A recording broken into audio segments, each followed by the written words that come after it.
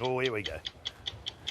I've worked with Damian Barrett for over a decade. I consider him a friend, but every time somebody asks me about Barrett, it is, why does he punch on with AFL coaches so much? And does he have a dark side? So I thought, being a mate, I needed to have an investigation into how black his soul really is. To understand a nerd like Damian Barrett, you've got to become a nerd. So I've come here to the State Library of Victoria to tell you about his dark side. It was at the Brownlow Medal in 2015 when Barrett's true character reared its frightening, bespectacled head. On the red carpet, players and partners were in hot demand for interviews with TJ and the waiting media. It was the star's time to shine, and just like every year, Barrett was left in the shade. Those who were there say this was the turning point. He'd recently purchased a muscle car and had begun hanging out with Tigers hard man Jake King. But this was an escalation. This time, a switch inside Barrett had flicked. For their own safety and out of respect to rival network TV contracts, we're protecting witnesses' identities. There's people in this game who are genuine doyens of the game, and they shouldn't be made to feel like they can't go to any AFL function without, fearing for their safety.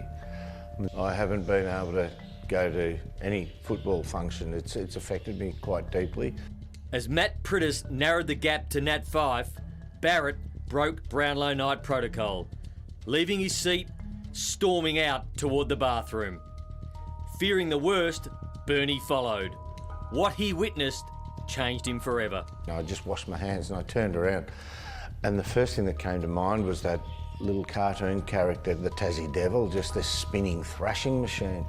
There were fists and elbows flying everywhere. I mean, it was really violent, and it was I'd have hated to be standing in front of that. I couldn't let it go. There had to be more victims out there. What would motivate such senselessness?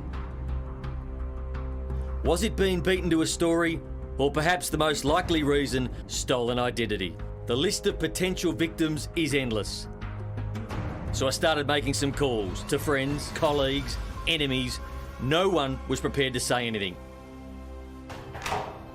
Until I managed to lure this whistleblower out from his cave.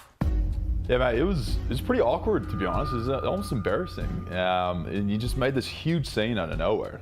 Halloween in New York, Chris and Brad Scott in costume and in the spirit.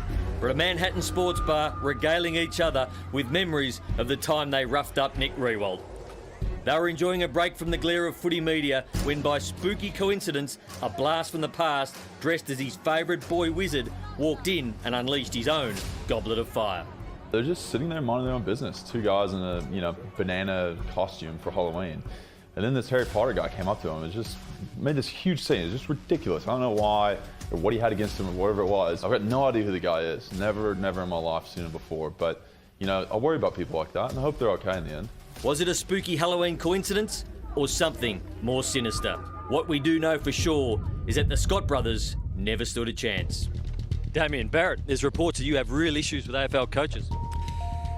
They're reports that have been made up by you over the journey, Nathan, and I've probably had enough of it, to be honest with you. Do you need to give an apology to Luke, to Chris, to Justin? I might have to give an apology for what I'm about to do to you if you don't get out of my face. You know how to speak to me. There's no need to get aggressive, Damo. This is the issue. You want to speak to me on camera? You go through. You've got aggression issues. Manager, who I think is I'm going to give you one last chance to apologise. Will you apologise? And so concludes our investigation into Barrett's dark side. And with all good stories, it comes with a life lesson. Don't judge a book by its cover, and nothing good happens in the bathroom at the Brownlow Medal. That is outstanding work. What are you going to say about that, Barrett? Car looked all right, didn't it? Yeah, and of course we don't condone hoon driving. What about Chris and Brad Scott watching that? And Who was Jason? That was, I can't tell you. What about Bernie? Bernie, he Sounded was like a hard man. five-time. Yeah, five-time. Five-time. Jason did sound like a Collingwood big man. Yeah, with an American one. Yeah. There's been a few of them. Yeah. But I think, it was Jason. That was good of him to join in the fun. Yeah, it was good. It was good. And well put together by our people upstairs. Yeah. Oh, you don't know their names? Yep, Maddie Conway. and a lot of others.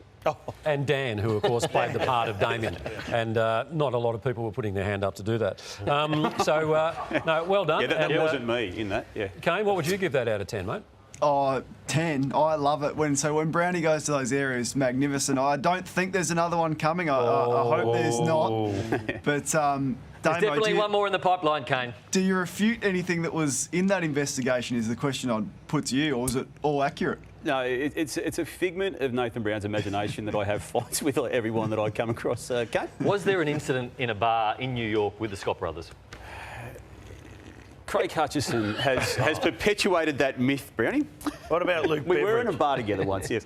Luke Beveridge. There was a little moment there as well. So yes. There's a moment there as well. Okay, well, we look forward to the next instalment of Nathan Brown and his investigative journalism. And, yeah, Kane, you probably shouldn't need to look forward to it.